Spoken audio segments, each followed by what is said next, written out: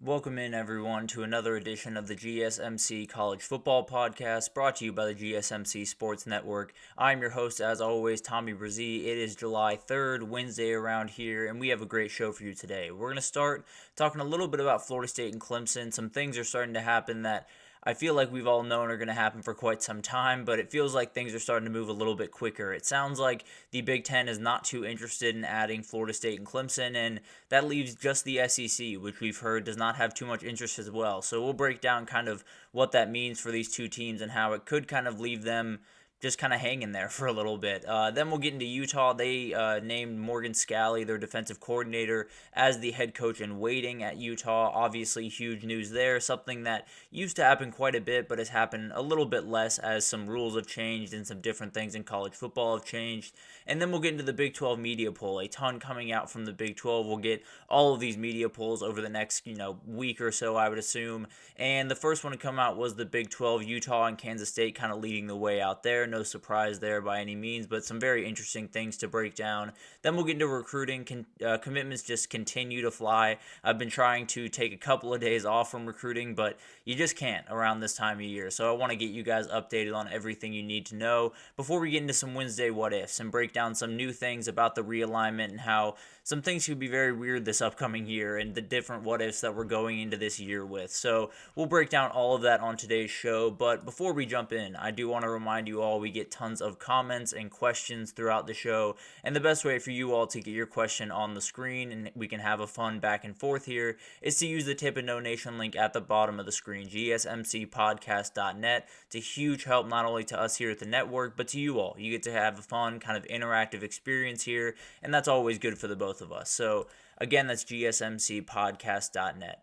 But let's jump right in and let's talk about this new Florida State and Clemson news that came out over the last couple of days. Greg Swaim, a longtime radio host and a big-time college football guy, has said on his radio show recently that the Big Ten is not much interested in both of these schools, and it's because they don't have a AAU accreditation, which essentially just means they are not a big-time research university. That's something that the Big Ten holds very dear to them, and Nebraska came in with an AAU accreditation, lost it fairly quickly, and it sounds like the Big Ten is none too happy about that. So I think that's kind of the end-all be-all to a certain extent when you're talking about the Big Ten.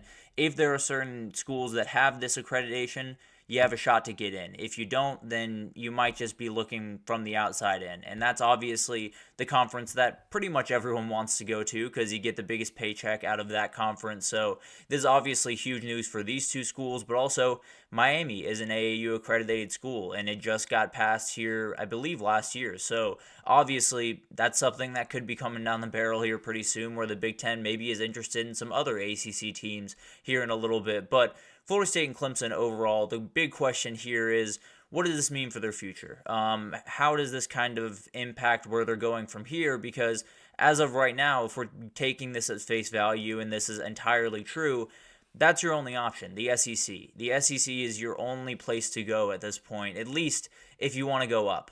There's some other options if you want to take a little bit of a step down and kind of hang out a little bit in another second-tier conference, but that's not why Florida State and Clemson are doing this. I can almost promise you that. They want to get to one of the two big boys, the SEC or the Big Ten, and if the Big Ten's not a choice because of that AAU accreditation, then you might just have to move on and see if you can find a way into the SEC. And the problem with that is Brent McMurphy went on Paul Feinbaum about 2 weeks ago or so and says the SEC has no interest in Florida State and Clemson coming into their program, and they're more interested in the North Carolina schools and in the Virginia schools as they get into kind of building out this conference even more. And this is something that I've kind of talked about a lot on this show, where North Carolina and Duke are the wins. They are the huge brands in this conference, and obviously when you talk about college football, they're not necessarily the biggest names out here, but it doesn't change that they're huge. It doesn't change that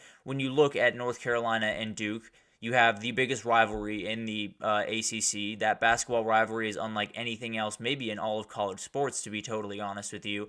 You bring that in, that's huge. These are two teams that are absolutely capable of putting on really good football programs going forward, because the North Carolina talent is really strong pretty much every year. So if these two schools start to lock down that state a little bit more and don't let some of the bigger schools come in and pluck some of the big time guys out of there, they're going to get better. So from the SEC's perspective, I fully understand why Duke and UNC are the two that they're looking at.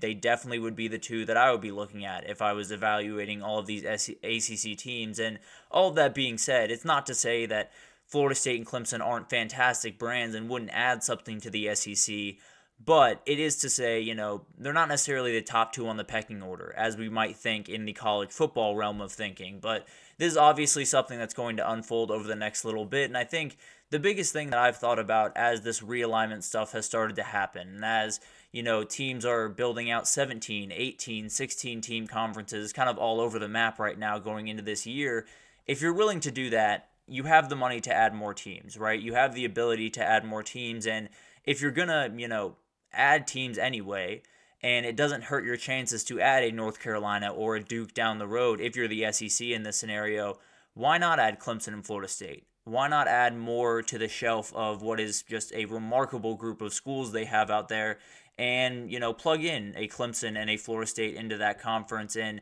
just add a little bit more. And obviously, there's some hurdles with, I know Florida does not want Florida State in that conference. I know South Carolina doesn't want Clemson in that conference. But all this to be said, you're kind of in an arms race, as we've talked about a lot with the conference realignment, and getting more of those big-time brands is never a bad thing. So whether it is UNC and Duke and you wait out for those two, or it's Clemson and Florida State and you look for those two, and then you also get Duke and UNC, there are a ton of options for what the SEC can do going forward, and a lot of the power is sitting in their hands. But obviously the question stands, what happens if the SEC actually isn't interested? What happens if Brent McMurphy was entirely correct and the SEC is just trying to wrap their head around what they are now before they move on to expansion, possibly a couple of years down the road? Florida State and Clemson are finding their way out of this conference. That is a bar none going to happen conclusion at this point. If you want to go from the ACC to the Big 12, you're not going to get a win. If you want to join the Pac-12, which isn't going to happen, but if somehow you wanted to pull that off, that's not going to be the win that you want it to be. Going independent and losing all of your negotiating power with the playoff and with media deals is a nightmare. So it's pretty much, if you're not in the SEC, you're taking a raw deal one way or the other. Now, one of the interesting things here is the Big 12 is obviously in a very interesting spot. They're currently sitting fourth if you're talking about the playoff distributions for these four conferences. But at the end of the day, let's just say in a hypothetical world, the SEC and the Big 10 are not interested in Florida State and Clemson, and the Big 12 go out and are able to grab them. They would almost immediately jump the ACC. They would be, once those next negotiations came up for the college football playoff, they would likely get a higher revenue share than the ACC. The change would be, pretty much them just swapping positions. So it wouldn't necessarily help Florida State and Clemson, because their issue all along has been the amount of money that is being brought in by this conference, and really just the energy by the conference commissioners, by the leadership around the conference to get the most out of the conference as they can, get the most out of these media deals and conference or college football playoff deals and everything in between. And they feel like that hasn't been done very well in the ACC. And if you move over to the Big 12, I think that it will be done a little bit better as we move into this next 5-10 years. But as of right now, you're not necessarily taking a better situation. You're probably taking relatively a similar situation, to be totally honest with you. So it really is kind of SEC or bust for both of these teams, and it's going to be one of those things that they're just going to have to kind of figure out. Do they want to go to the SEC? Are they, fully locked in just doing that? Are they still kind of poking their nose in the Big Ten direction and trying to get around that AAU accreditation hurdle that is going to be pretty hard to get around? But it doesn't change that, when you can get into the Big Ten, you definitely take that opportunity at this point. So it'll be fascinating to watch, because it feels like there currently are two options, because we're not entirely sure what the conversations have been between the Big Ten and Clemson and Florida State. But let's just say the Big Ten is not interested at all. You're down to one choice on where you can end up with actually getting what you want from Florida State and Clemson, which is just being at a better table, being at the one that gets a little bit more money dealt out to them every year and sits in a little bit better of a position when you walk into these negotiating rooms. So that's the ultimate goal by these two schools, and the SEC seems to be the only landing spot for that to happen. And it'll be fascinating to watch all of this unfold. And a fun little wrinkle that was kind of added to this in the last couple of days was apparently there was a report that came out that Clemson and South Carolina were asked to possibly move their rivalry game to Black Friday. It ended up happening to Georgia Tech, Georgia. I don't know if it was one or the other or both of them were moving, but regardless, South Carolina and Clemson were slated to move to that Friday night slot, I believe, and ESPN had requested that move, and Clemson essentially just said no. And it's not to say, you have to totally ingratiate yourselves all the way to every media company out there, but it is to say ESPN has some pull at SEC. There's no two ways about that. And the SEC offices, they care about what ESPN thinks, and this isn't necessarily the best way for Clemson to get backing from that part of this equation. And obviously, you don't really know how big of a role that will play, but it's going to play some type of role. And it's not necessarily going to help them in these conversations because there's going to be some people from ESPN that will be in those rooms, and just outright saying no to something that they wanted is not necessarily the best way to go about it. But also, I'm not necessarily against them saying no from a football perspective, because keeping that game on a Saturday is important, and doing what is important for your fans is priority number one. So not necessarily mad at Clemson for doing it, but just to say it could be a little bit of a hurdle as you kind of try to get into the SEC going forward. So obviously this is going to be a wild couple of months.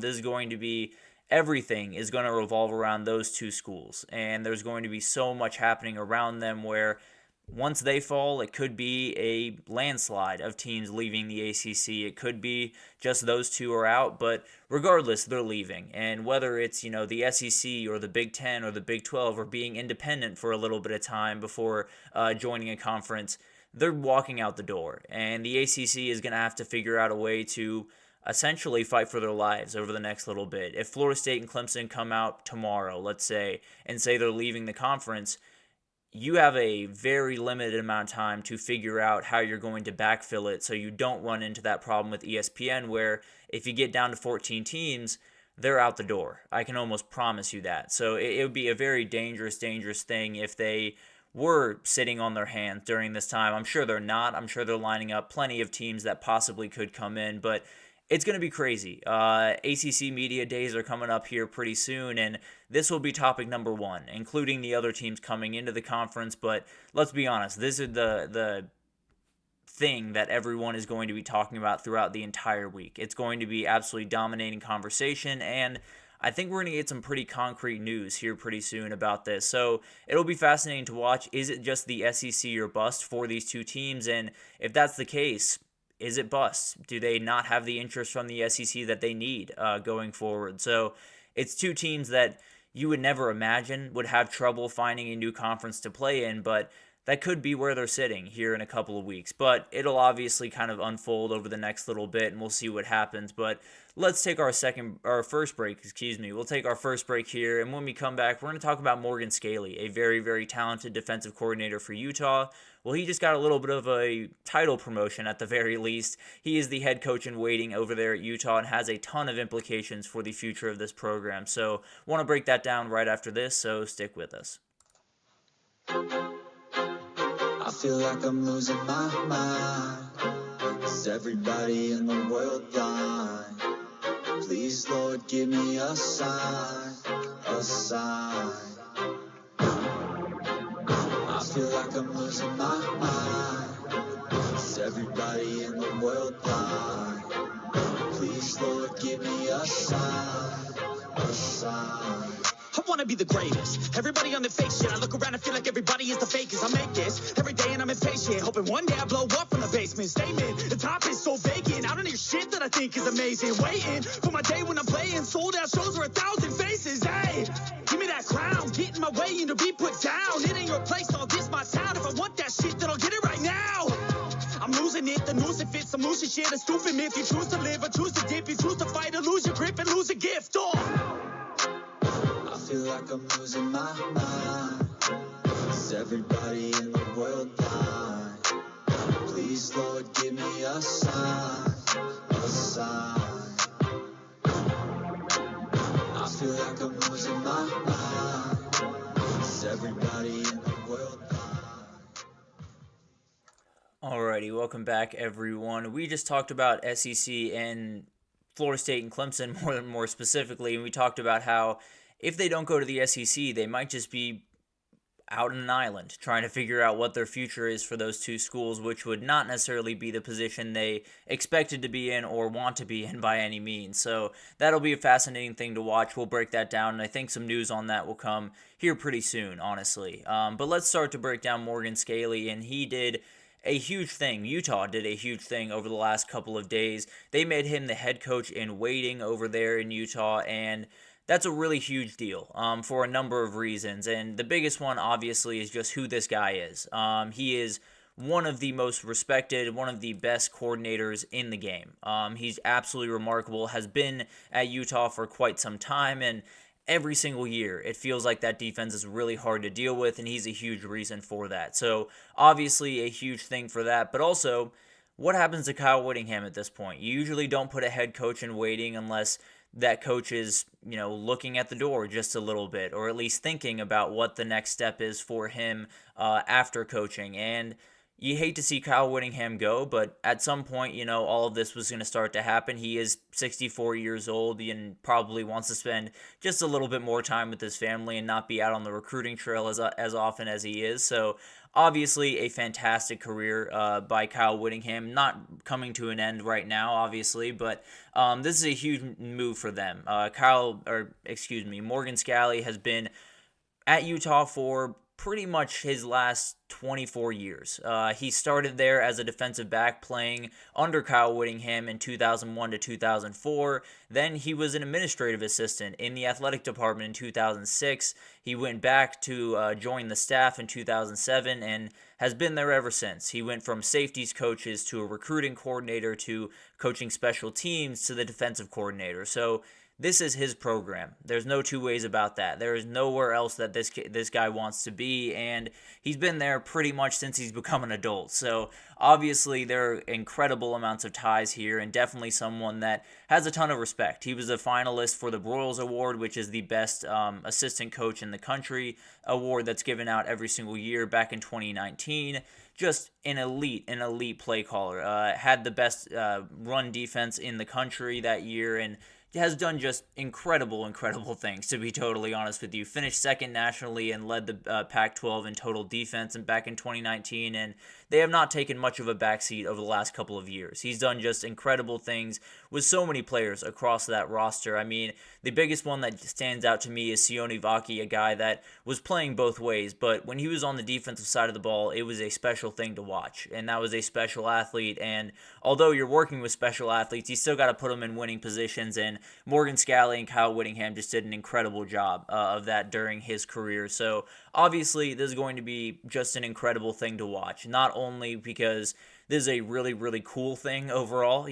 Seeing a guy take over for his alma mater is always a very special thing. I love that Kirby Smart is at Georgia right now. I love that Brent Key is at Georgia Tech, and there are so many other examples of guys finding their way back to their university, being their head coach, and it's always such a cool thing to watch. So that beside is really cool, but even more unlikely is you're taking over for the guy that coached you while you were at that university. That is obviously next level special. When you talk about these two guys, they go back about as far as you possibly can in the world of college football, and they have immense amount of respect for each other, and that's why Whittingham was really the one that made this decision. This is obviously something that happens a lot with when you have someone like Kyle Whittingham. They tend to have a little bit more say in these type of things. The same way, it's maybe not the same level, although he holds a lot of weight.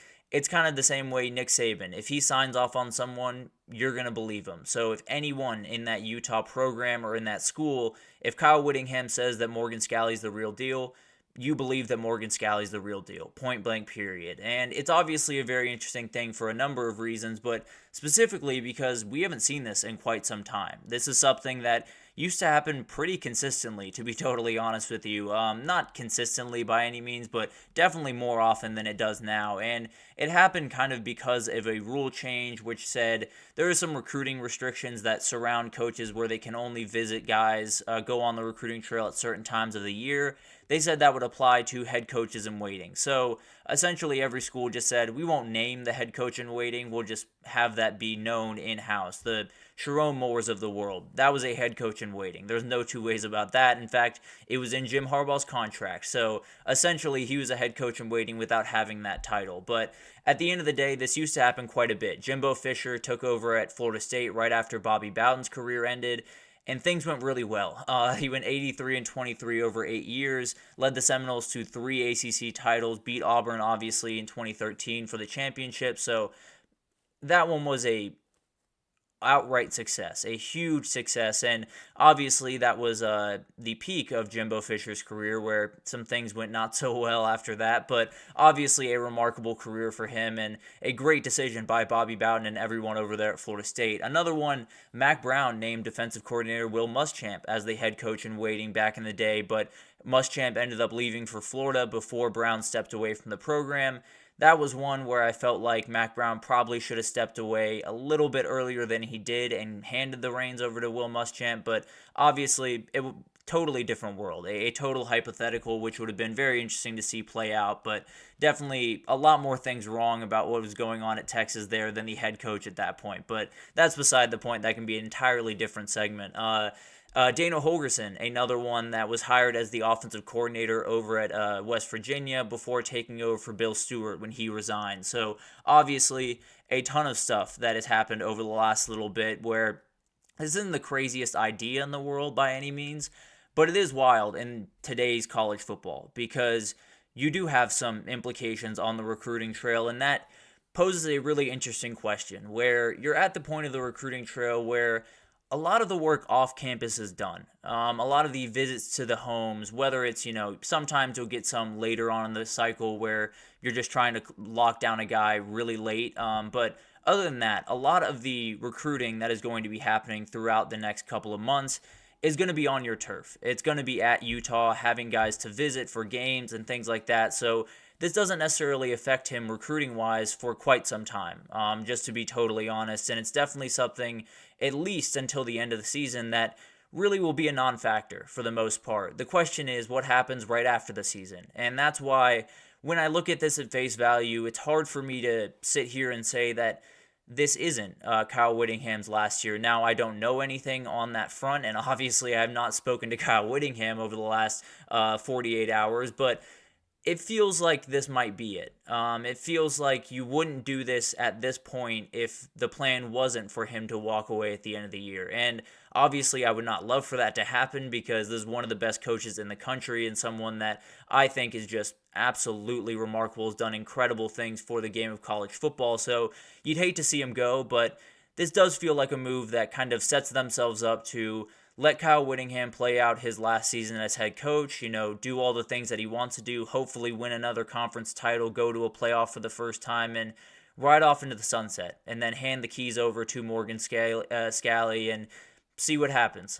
So it's obviously a very interesting thing. Kyle Whittingham has been an institution in this sport for longer than I've been alive. I'll be totally honest. This guy, I think, has been at Utah longer than I've been alive. So he is Utah. He is the institution of what that football program has been for so long, and him moving on would obviously be a very sad thing, but when you're bringing in a guy that not only has seen him as a head coach from the defensive coordinator position, but has seen him as a head coach from the player perspective, has seen him as a head coach from the athletic administrative perspective. So this guy knows everything about what Kyle Whittingham is about. He knows everything about the way that he wants a program to be run. And more than anything else, he knows everything about what Utah is. And that's the most important thing when you're coming into a job that you're taking over for someone that is just larger than life for that program. You got to know what you're getting into. You got to know what everyone around you wants, especially the fans and especially the, support staff around you. And Kyle Whittingham has taught him that over the last 24 years, really, in some form or another, has taught him what it's like to be a good leader of men, a good coach, and deal with all of the outside stuff that you have to deal with now a little bit better than some other people have. So this is obviously one of those moves that caught me a little bit by surprise just because I hadn't seen something like this in quite some time. But at the end of the day, if it was going to happen anywhere, if it was going to happen to anyone in Morgan Scalley, there was no better place or person to pick. This guy knows everything about what it means to be a Utah Ute, knows everything about what this program is about, and it's because he learned from the greatest coach that's ever coached there.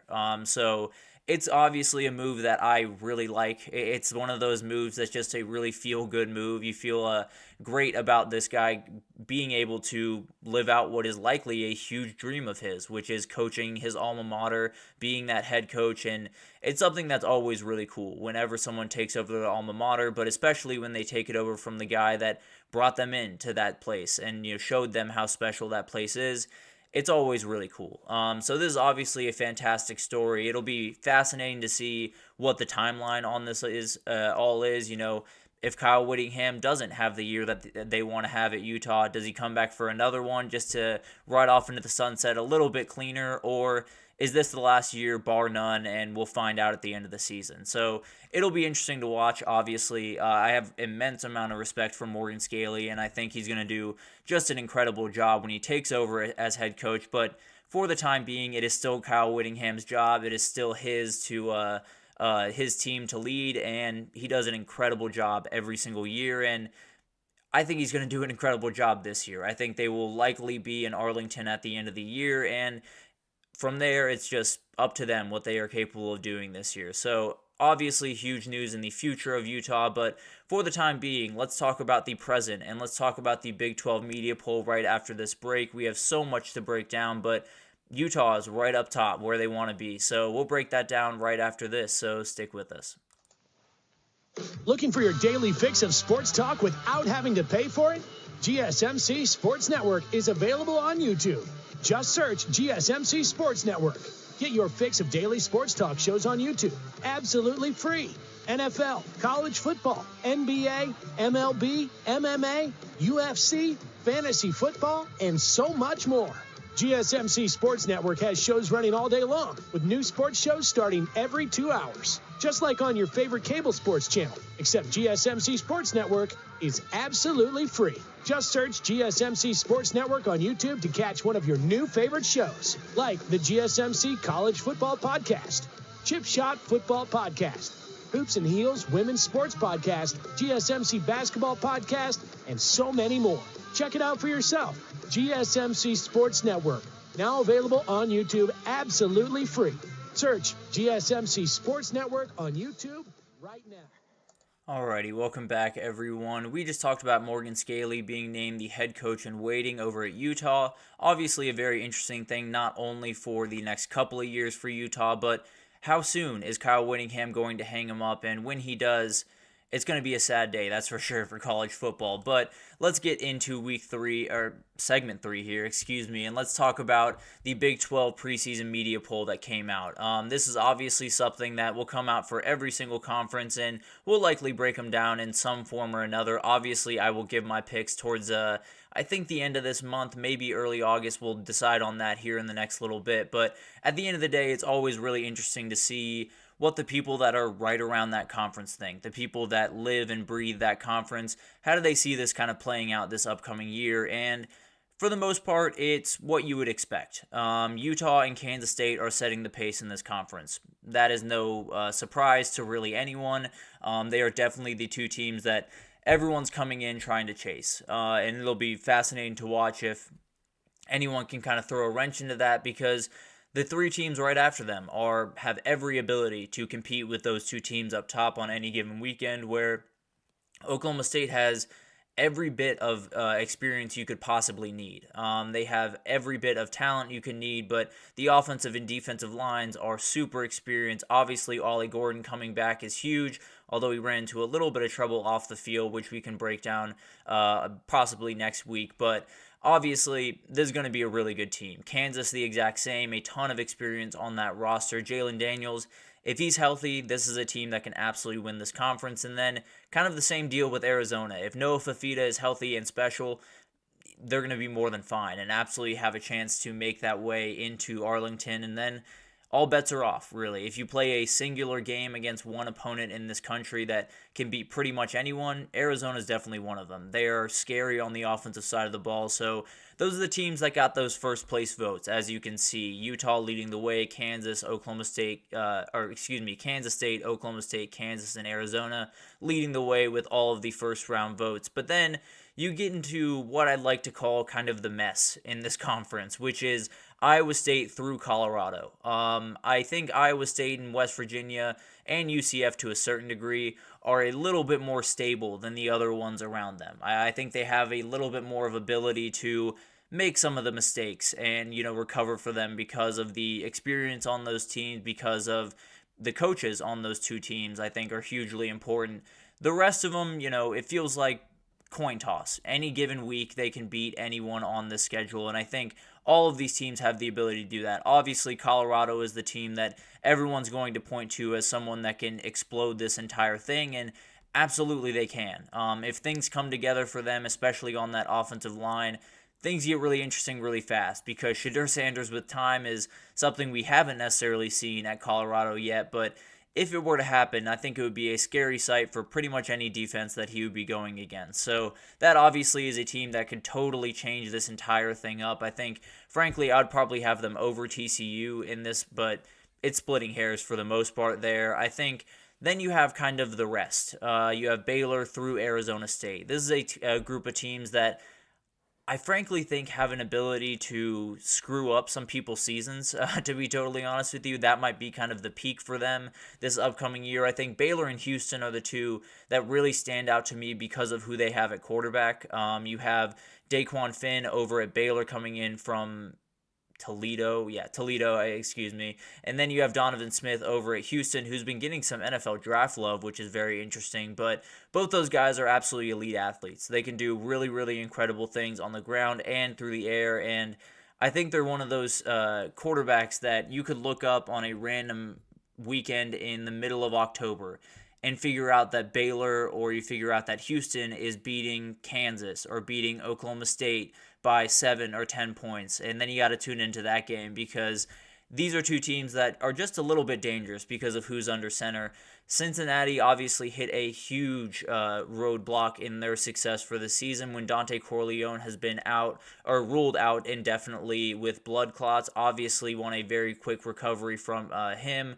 Very much hoping that he gets back on the field as quickly as possible and gets healthy as quickly as possible, most importantly. So obviously a very, very special player for them, a huge loss for this team, and just hopefully he gets healthy, gets back on the field, and Cincinnati can have his services in some way or another this upcoming season. But at the end of the day, this is going to be a crazy conference. There's no two ways about that. It is going to be all over the place. I think there's no one that really separates themselves too much from the team right in front of them. In fact, I think the biggest gap here, I could be wrong, the biggest gap is between Colorado and Baylor, which is just over 100 points, and that's not a huge gap by any means, and obviously it segments it just a little bit, but all of these teams can compete with each other. Colorado, in my opinion, if you had them on the right day and a lot of things were going right for them, they could walk into Kansas State and win a game.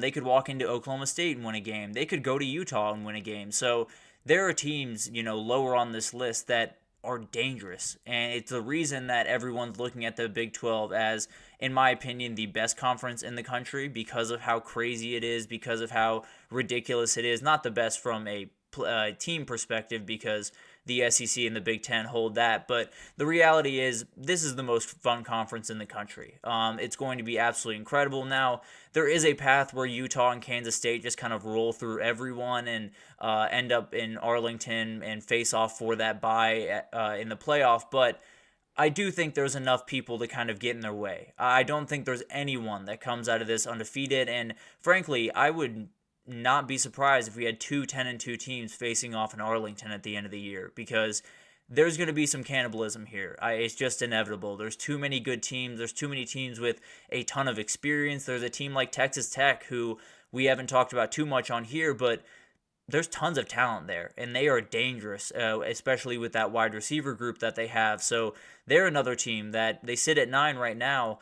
they might not just be sitting there at the end of the year. They could find their way to Arlington. So a lot of stuff can happen this upcoming year in this conference. If it were to go entirely chalk, and if it were to go the way that, the odds would say it would go, it's Utah and Kansas State facing off in Arlington for that place in the playoff. If it goes the way that I expect it to go, it's going to be a nightmare. There's going to be tons of 10-2, tons of 9-3 teams. There's going to be tiebreakers that have to be pulled out to get into the championship in Arlington. There's going to be some arguments between these two multiple fan bases in this conference as we get deeper down this season, but it's all about what makes this conference special.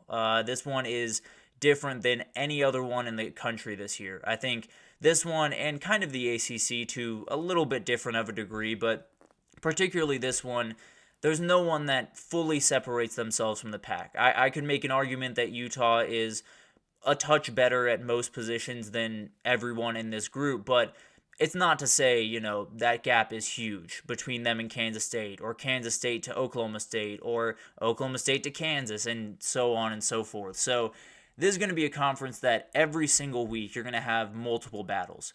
There's not going to be 1 week or really one game. Obviously, if Houston and Arizona State or Houston and Cincinnati are facing off, maybe you don't need to watch that one. No disrespect to those two teams, but maybe you can take that week or that game off. The rest of them you're going to have to watch. You're going to really want to watch because all of these games are going to be weird. They're going to be different, and it's going to be a lot of weird styles. You're going to have a couple of teams that are going to be really run heavy. You're going to have a couple of teams that are going to throw the ball around the field a little bit more, like Arizona. You're going to have some teams that are entirely veteran laden and have guys that have been in the program for 2-3 years. And then you're going to have the UCFs of the world that are adding tons of new people and essentially rebuilt their entire team this offseason through the portal. So it's just fascinating. It is going to be incredible to watch this upcoming year because I think the teams that they added fit into this conference almost perfectly. You have Utah, who is immediate contender, absolutely going to be in that conversation for that trip to Arlington. Then you add Arizona, who's right on the outside looking in, definitely a contender in this conference, definitely a team that can make some noise, but is a little bit lower on the totem pole. You also have, Colorado coming in, a very dangerous team that is about as much fun as any team on this list. So they will bring as many eyes as you could possibly want, and they have the chance to do something really, really special this year and make their way up to the top of the Big 12 and do some of the things that I know for a fact Dion really wants to do this upcoming season to prove some of the haters wrong. There's no two ways about that. And if you ask some Colorado fans, I'd be included in that following my video a couple of days ago. But regardless, there are a ton of things that can happen in this conference. I could not tell you how many times I've changed my opinion of who will end up in Arlington in this conference based on little flips in different things around these teams. So I could see Kansas doing it and Jalen Daniels rolling through the schedule and doing something just incredibly special this upcoming year and being the story of the conference. Same thing with Avery Johnson. I could see him totally dominating this conference. I could see Utah just being Utah and absolutely winning over and over and over again and winning their third conference title in 4 years. All of that stuff is on the table and more. So there are a million teams, a million variables that are going to go into this season for the Big 12. And I think when you look at a title prediction that will be coming towards the end of the month or maybe a little bit into August, we'll decide here in the next couple of days, there's going to be a title prediction that I am not fully confident in. I'll be totally honest with you. I've changed my opinion on this probably a dozen times at this point. So when I do make that official statement, I hope that it's a little bit more confident than I feel right now, making any big-time sweeping statements around this conference. But as of right now, I have a feeling I'm going to be saying it kind of out the side of my mouth and be a little bit worried about what the future holds for that prediction. But at the end of the day, it's why I love this conference so much. It's why it's my favorite conference in the country this upcoming year, and it's why I just cannot wait for it to get going because maybe there isn't that, national title contender. I think Utah could be that if chips fall the right way for them, but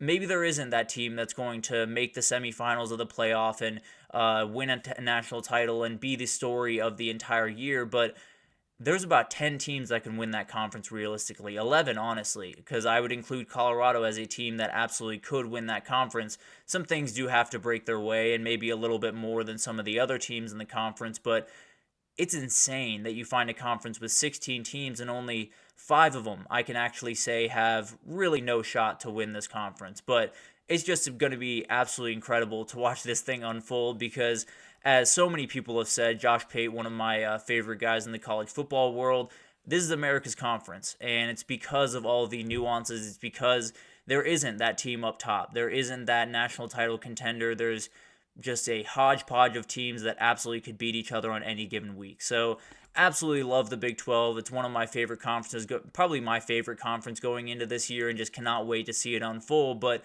let's get into recruiting. Right after this break, we'll jump into recruiting and talk about a team that in the Big 12 that just got a massive commitment at tight end. So we'll break down that and all of the things happening on the recruiting trail right after this. So stick with us.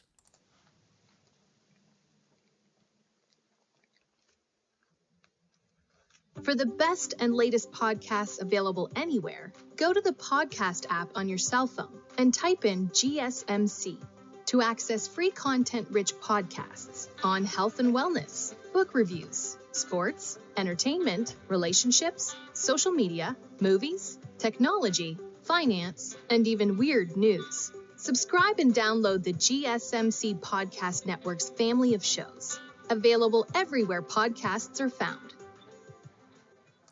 Alrighty, welcome back everyone. We just talked about the Big 12 media poll that was just released and how it's a kind of a relatively good list for this conference. It's going to be relatively the way that it shakes out, but there is not a big gap anywhere in that conference. There are about 11 teams that can win that thing, and it's going to be just incredible to watch that unfold. But let's get into the recruiting world, and there is a ton going on. Oregon and Bama just continue to dominate the recruiting trail. It's just absolutely insane what they're doing. But let's break down some of the other teams that got some big-time commitments, because I've been trying to take a couple of days off, let some dust settle on the recruiting world, but if I did, there would be no time to catch up on all of this. So I want to make sure you guys know everything you need to know, and it starts with just a huge commitment out in Manhattan, Kansas. Lincoln Kerr, a really, really talented tight end, 5-star tight end, 6'5", 6'6", 225, just ridiculous size. The guy moves like a wide receiver. It's just insane what he can do, and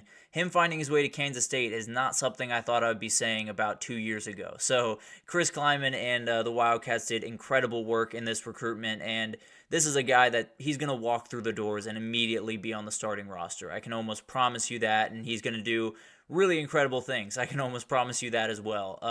Another tight end that came off the board was Caleb Edwards, a very, very talented 6'6", 245, so a little bit of that bigger frame than Kerr is, but he chose Crimson Tide. He is going to be an Alabama tight end and a huge pickup for Bama. Obviously, that's just the business that they're doing right now. They're just rolling in commits back and forth. 8 blue chip commits since the start of June, so just ridiculous what DeBoer and his staff are doing out on the recruiting trail.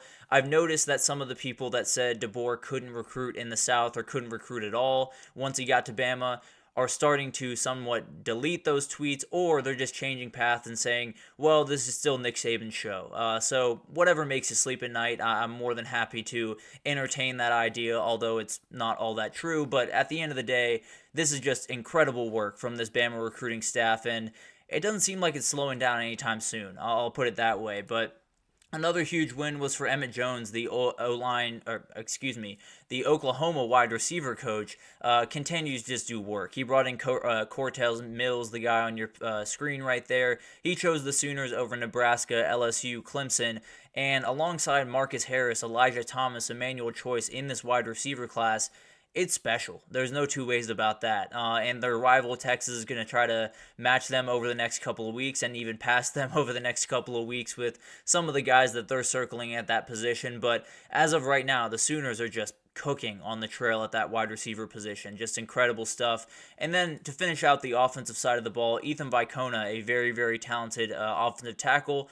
the dude's just a beast, and he committed to USC, a huge pickup for the Trojans there, but 6'8", 360 pounds. That's just ridiculous. I'll be totally honest with you. That dude is an absolute beast, and he's someone that maybe he needs a little bit of leaning out, just get a little bit more functional, especially if you're going to play offensive tackle, but when you have the size, you've checked a huge box, and you'll figure out the rest later. So a huge pickup for them. Obviously, USC has not necessarily had the best time on the recruiting trail the last little bit, and I'll get into another big thing that could happen for them that would not be too great, but this is a huge pickup in the right direction. So great for them and great for this kid. And then you have Maxwell Roy, a very talented defensive lineman. We'll jump over to the defense here, where a lot of the work was done this weekend, and he chose the Buckeyes. He's going to be an Ohio State Buckeye, a huge pickup for that D-line.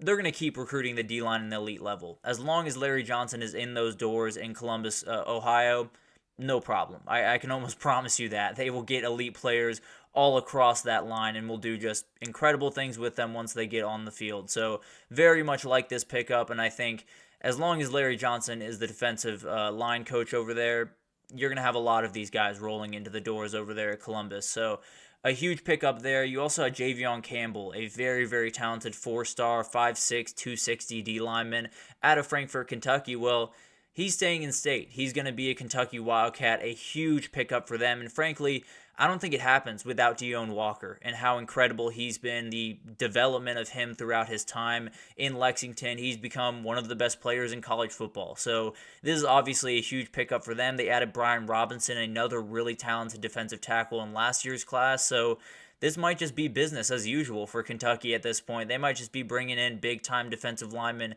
every single year, and if they can, they will absolutely be able to compete in this conference for quite some time. So a huge pickup for Mark Stoops and company, but on the D-line as well, Chase Sims, a huge pickup for A&M yesterday, really. A lot of stuff rolled in for A&M, but 6'3", 300-pound D lineman, a very talented kid, chose them over Washington, LSU, TCU.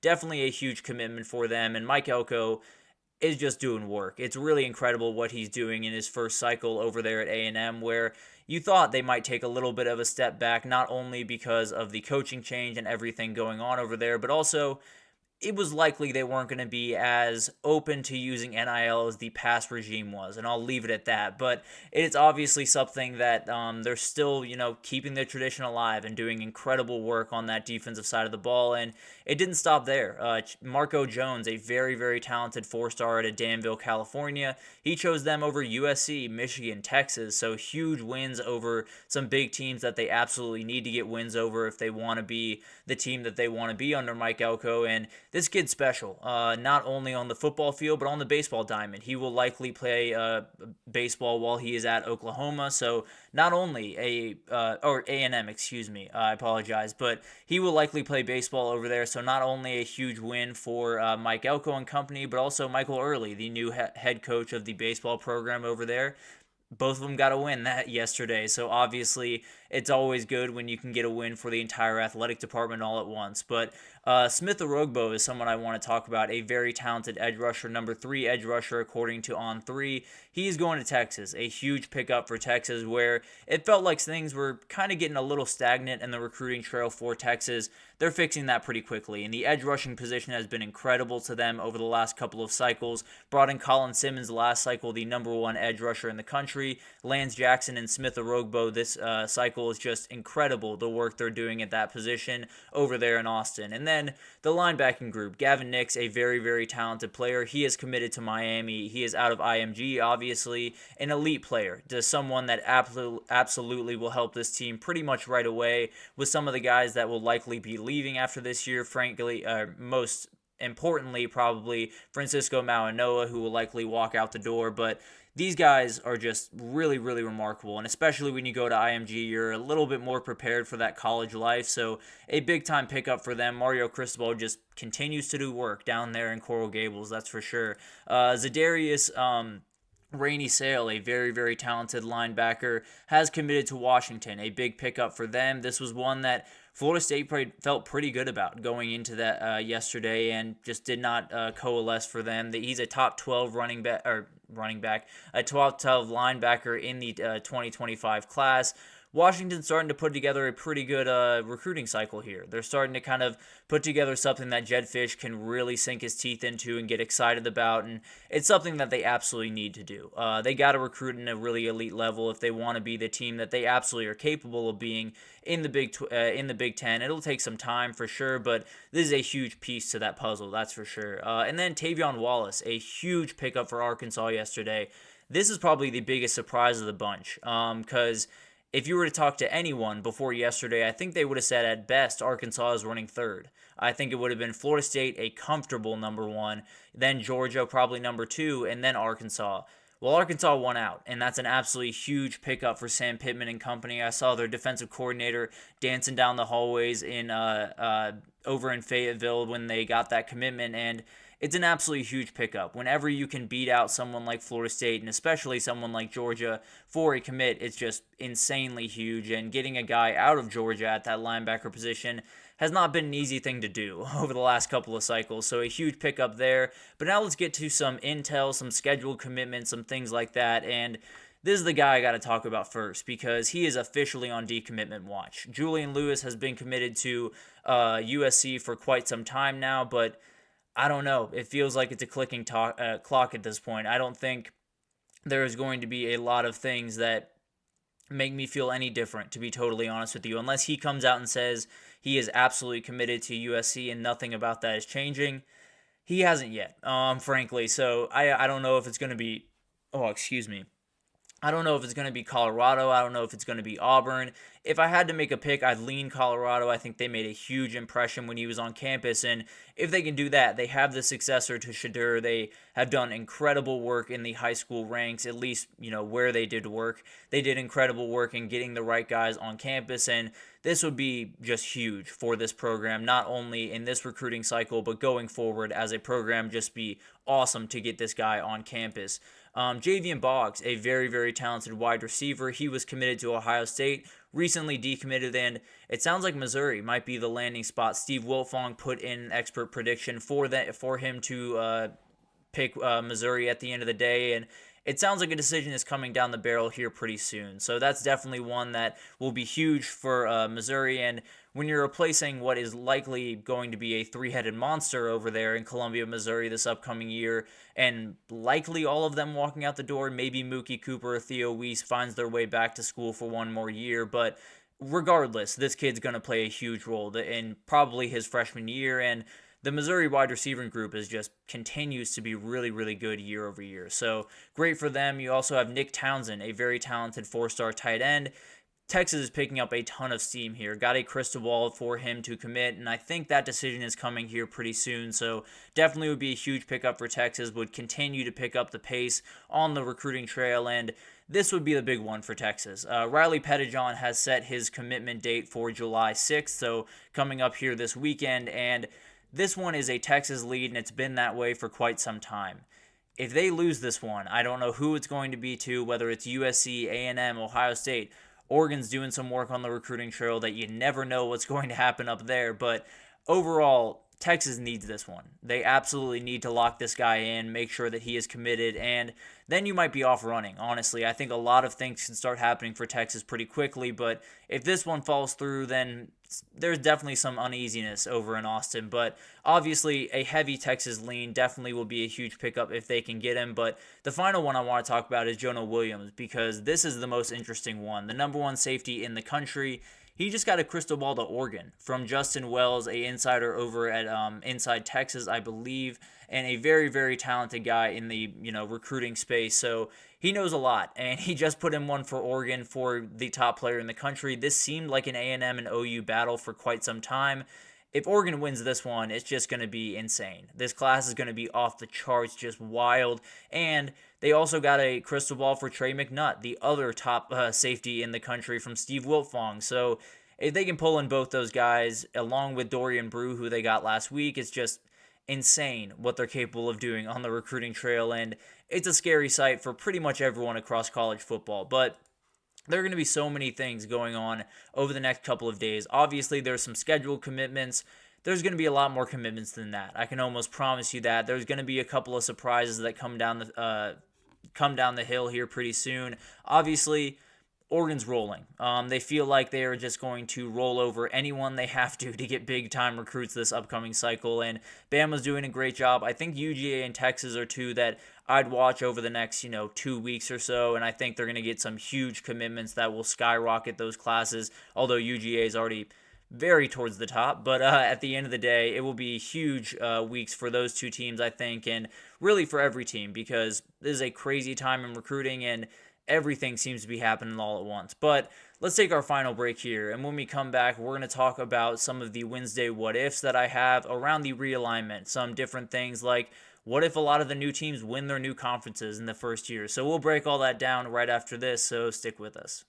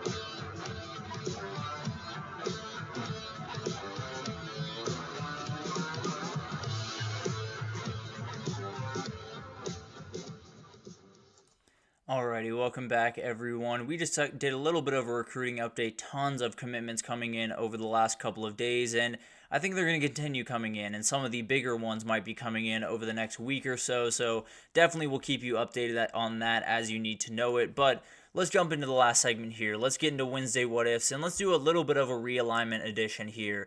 There are a ton of things that need to be broken down as we get into this new world of realignment. Everything became official about 2 days ago, and a lot of stuff has happened since then on the Twitter world, but let's talk about what's going to happen on the gridiron this upcoming year. And I think there's a lot of interesting questions, and the biggest one to me is what happens if 3 of the major conferences are won by new members? Because this is something that just could happen, to be totally honest with you. Utah is number 1 in odds to win the Big 12. Texas and Oregon are number 2 in the SEC and the Big 10 respectively to win both those conferences, and all of those teams have very good shots, honestly, to make that happen. Now, obviously, there's a ton of hurdles for them to get over to get to that point, but when you look at it from a preseason perspective, it's not the craziest thought in the world. And also, you have teams like Oklahoma, you have teams like USC or Arizona that absolutely could help this out a little bit and maybe have some big-time years and make their way into that conversation. So it's not just Utah, Texas, and Oregon, but frankly, I think at least 2 of the 3 would have to come out of this group if this were going to come true. You know, you could see an Arizona pop up. You could see a USC or an Oklahoma pop up, although those are a little bit less likely. But at the end of the day, you could see that happen, but 2 of the 3 are likely going to have to come out of those, and I think Texas and Oregon are really the 2 that may be the most important here. Obviously, I think Oklahoma has the capability to pull it off, but they're riding a little bit of a tightrope. Let's just be honest, this first year, but going forward, I think they'll be more than fine. It is relatively unlikely in the ACC. You know, watch out for SMU because they're a team that could be dangerous and maybe could help this out a ton and win that conference, but obviously they're not necessarily towards the top of the list. There's obviously questions around all of these teams. You know, how do Texas and OU adapt to the new physicality that they're going to deal with in the SEC? You know, does Utah kind of handle the Big 12 the way that everyone kind of expects them to, which is walk in and just roll over everyone, to be totally honest with you? Does that happen, or do they have a little bit of an adjustment period as they get used to the new styles and all of the differences from the Pac-12 to the Big 12? And then you obviously have Oregon and USC walking into the Big 10, which is kind of the same problem that Texas and OU have, where it is going to be more physical pretty much across the board, and you're just going to have to get more used to that. There's going to be games where you're leaving a Minnesota game, and you think that you would feel totally fine. You won't. I can almost promise you that. It's the same reason why when people talk about the SEC, you leave Starkville, Mississippi, maybe you won by 14 points. It doesn't mean you didn't get roughed up a good amount. They absolutely are going to make it a little bit tougher on you, not only that day, but the next couple of days. You're going to wake up very, very sore and be struggling just a little bit more. So we'll see what happens. But the reality is, it would be a crazy thing to watch if Texas and Oregon and Utah all walked into their conference and just kicked down the door. Just absolutely decided that they were going to run the conference the first year and win it outright. So that would obviously be a crazy thing to happen. I think if I had to pick one of those three that I'm least confident in, I think I'd pick Texas, just because I think there's a lot more hurdles that they have to get through. I think the physicality is a little bit of a problem from where I'm standing. I think they have the guys to handle it. That's not necessarily the issue I have. The more issue I have is there have been a tendency with Texas to kind of play with their food a little bit in some of these games over the past couple of years with Steve Sarkisian, and you can't do that in the SEC, just plain and simple. If you play with your food up in Lexington or down in Starkville or pretty much anywhere, you're going to get beat, to be totally honest with you. So that's the worry that I have for Texas. So if this were going to happen, some things would have to go their way, obviously, and it would have to go the way of all of these teams if they were going to pull this off this upcoming year. But Utah, it's kind of business as usual, to be totally honest with you. It's just lifting a different trophy. They've won 3 of the last 4 conference titles they've been a part of, and they'll have 2 Pac-12. They'll also have 1 Big 12, and we'll get into a what-if here in a second. What if that's the only one they win? But that's a totally different conversation that we'll jump into. I think out of the 13 teams that are finding new landing spots, there are 9 that have a chance to compete over the next couple of years. I think there are 9 that absolutely will have something to say about these races over the next little bit. Now, I think Oklahoma, USC, Washington could take a little bit longer to come around. Maybe year 2, year 3 is when they're really ready to burst onto the scene. But Texas, Utah, Oregon, they seem fully ready to jump in and be a contender right away, and Vegas agrees with them. So obviously this would be a crazy thing, but it would definitely get things off and running for this new crop of teams rolling into their conferences and would start a very interesting conversation around pretty much all of these conferences. But let's move right along here, and the other one revolves around Texas and OU. What if Texas just outperforms, what if Oklahoma just outperforms Texas in the first year? This is something that I feel like has kind of been picking up some steam in the last couple of weeks with some of the college football people I've seen talking about, the quote-unquote gap that exists between Oklahoma and Texas and how it's really not quite as there as some people might think.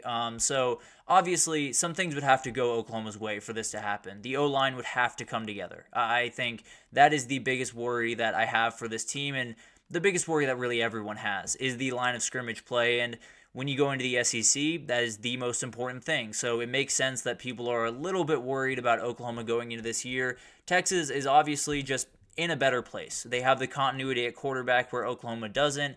They have a little bit of that staff continuity, especially on the offensive side of the ball, that Oklahoma doesn't. They have a deeper roster, an overall deeper roster, although the gap there isn't quite as big as some people might suggest. And overall, the confidence at O-line and D-line is just totally different. So there are gaps. There's no two ways about that between these two teams, but they're not necessarily massive. They're not necessarily things that Oklahoma can't overcome. And everything is moving in the right direction for Oklahoma. The intention and the energy in that program is different than it was with Lincoln Riley. Not to say it's entirely better. It's just a little bit different under Brent Venables.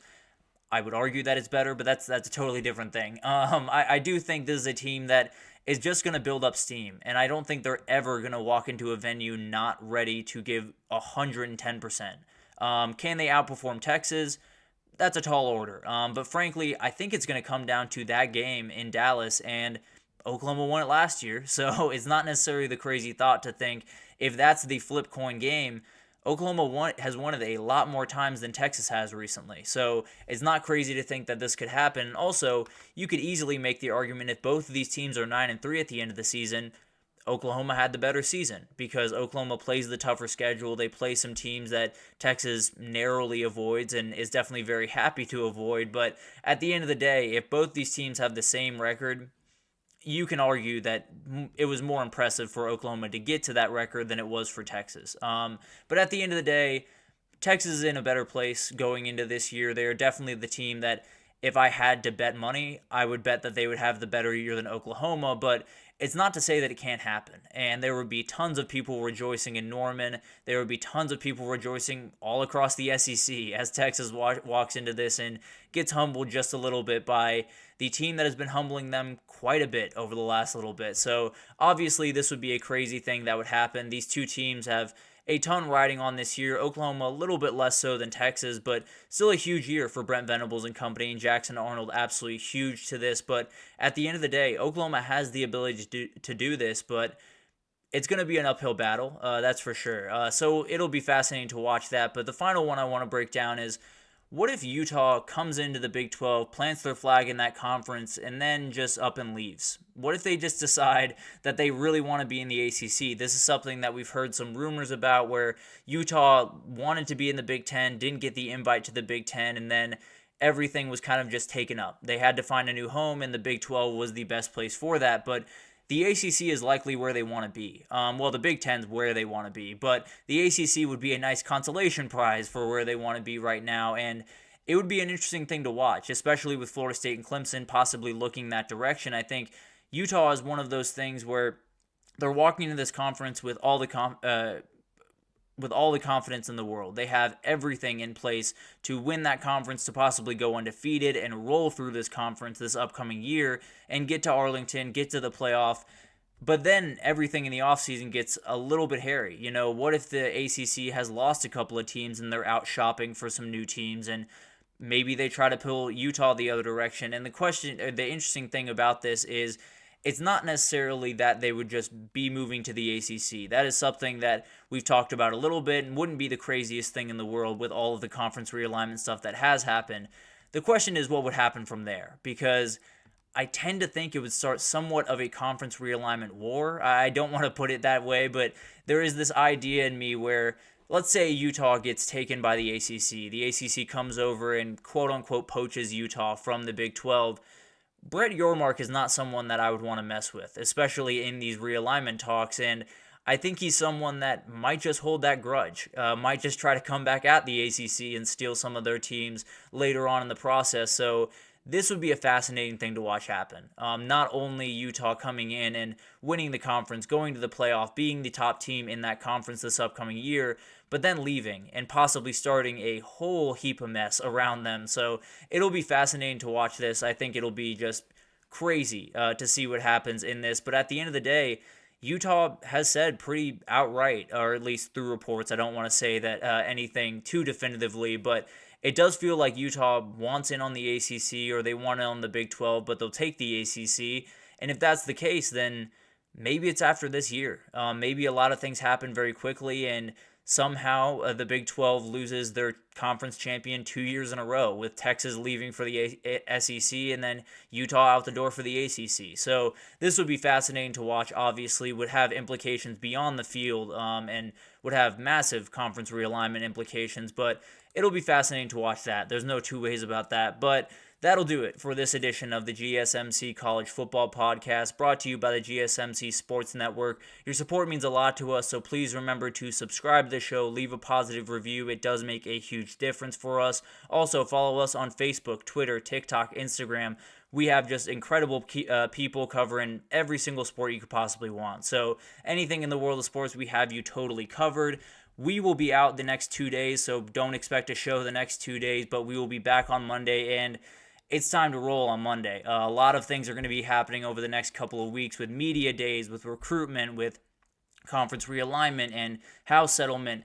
We'll break down all of it, but we're going to get started on Monday, so enjoy your 4th of July weekend. Definitely have a good time. Be safe out there, but have a good time out there, and we'll definitely reconvene on Monday. So thank you once again for listening, and I will see you guys on Monday.